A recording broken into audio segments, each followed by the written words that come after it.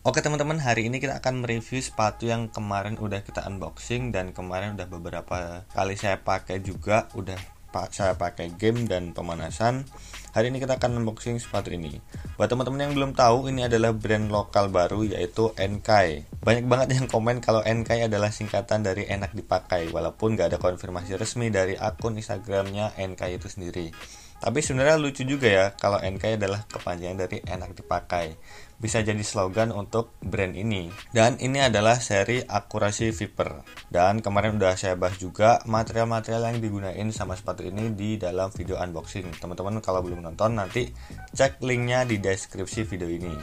Dan kita akan mengulas sedikit tentang sepatu ini. Kemudian kita akan bahas apa kekurangan dan kelebihan dari sepatu ini, gimana feel-nya, durability-nya seperti apa gitu ya.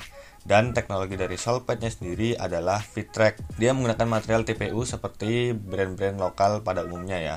Dan dia menggunakan tipe blade dengan jumlah stud 12. Dan stud ini kemarin udah saya bahas juga kalau udah dipakai sama brand-brand seperti Nike, Mercurial, dan kalau di specs ada seri akselerator.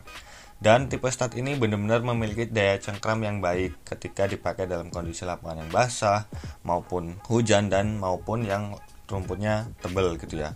Daya cengkramnya baik banget dan untuk akselerasi juga enak banget.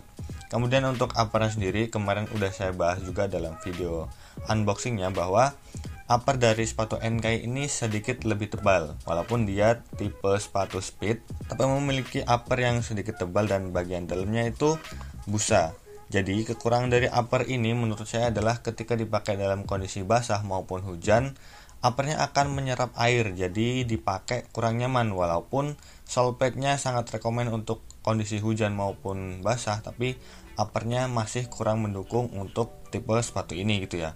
Kemudian untuk softnya ini udah dapet banget, tapi kekurangannya tadi yang saya bilang bahwa uppernya sedikit lebih tebal, itu menyebabkan ball feelingnya kurang, jadi sentuhan sama bolanya itu menurut saya masih kurang. Nah mungkin itu kedepannya perbaikan untuk Enkai sendiri biar lebih upgrade untuk bagian uppernya, bisa dibuat sedikit lebih tipis atau diganti bahan bagian dalamnya. Jadi untuk ball feelingnya lebih dapat dan pastinya lebih enak untuk sepatu tipe speed gitu ya. Kecuali kalau posisi teman-teman adalah sebagai defender, biasanya untuk sepatu-sepatu yang berposisi sebagai defender itu memiliki upper yang sedikit lebih tebal. Contohnya seperti material yang menggunakan bahan kulit atau leather gitu ya. Jadi menghindari kontak-kontak dengan musuh, benturan-benturan, jadi lebih aman untuk kaki si pemakai.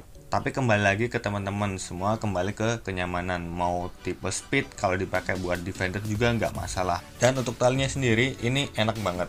Di harga 300 ribuan ini udah bagus banget untuk tali jenis yang dipakai atau tali yang digunain sama Enkai ini. Ini udah panjangnya pas dan juga nggak gampang lepas ketika ditali.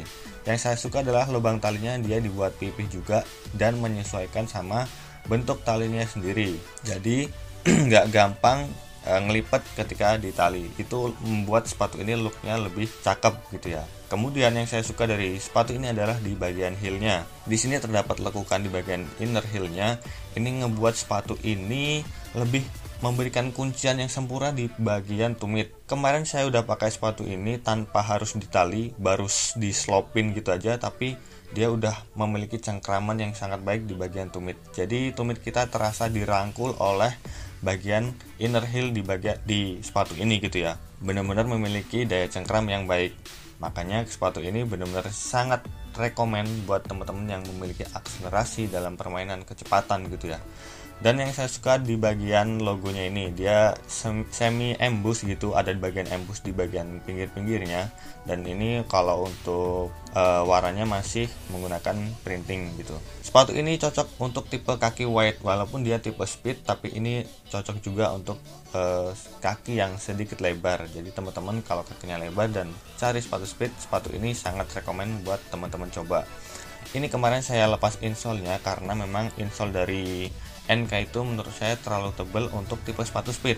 Biasanya tipe sepatu speed itu insole-nya kan lebih agak tipis gitu ya. Jadi untuk feel di bagian telapaknya itu lebih berasa untuk akselerasi. Tapi ini terlalu tebal, kemarin udah saya ganti pakai insole lain dan lebih enak, jauh lebih enak.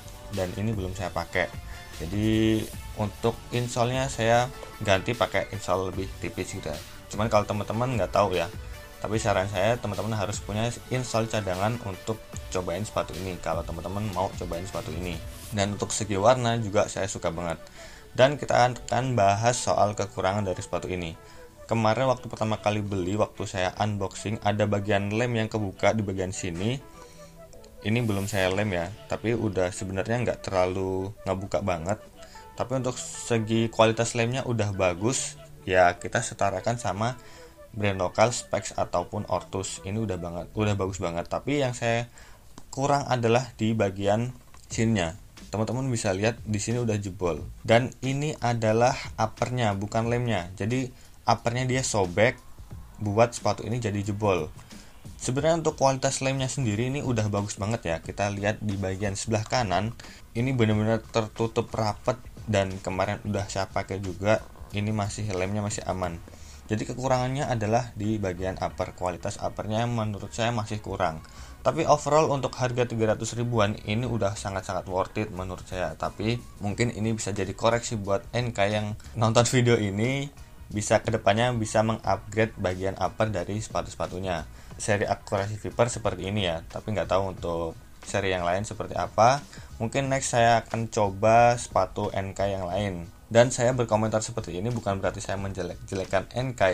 Ini bisa jadi pembelajaran buat NK dan buat kita semua. Bukan berarti kalau seperti ini saya nggak mau beli lagi ya. Saya tetap beli sepatu produk dari NK kalau ada keluaran terbaru dengan material terbaru, dan tetap saya akan review sepatu NK dan sepatu-sepatu lokal yang lain. Dan mungkin sedikit itu aja, sedikit review dari saya. Semoga bermanfaat buat teman-teman, dan jangan lupa untuk follow akun Instagram kami di @lokaljr_review, dan jangan lupa untuk teman-teman subscribe channel ini biar kita terus update review sepatu-sepatu lokal yang lain. Oke, terima kasih.